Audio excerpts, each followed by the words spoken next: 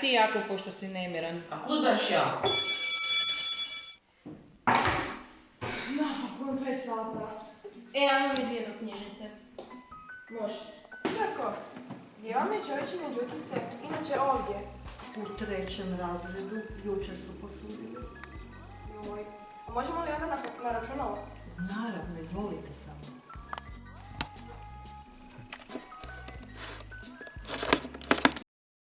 Knjižarko, računalo ne radi.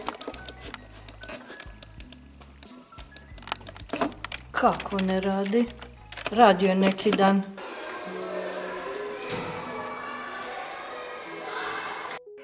Dobar dan.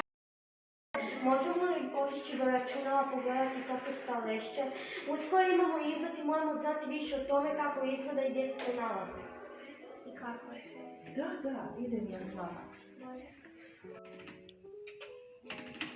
Knjižničarko, zašto se računalo ne želi upaliti?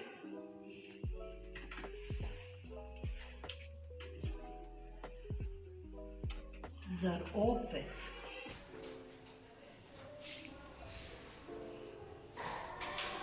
Dorotea, mi još moramo isprintati slike Nikole Tesle za plakat. Da, ajmo to ovdje u knjižicu isprintati.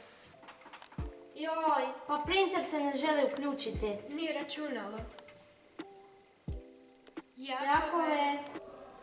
Kaj je bilo? Kaj ste računalo neće upaliti? Pa normalno da ne dela kad si je miš zgricnu žice umjesto sira. Bok. Bog. Kaj je bilo? Kaj opet računalo ne radi?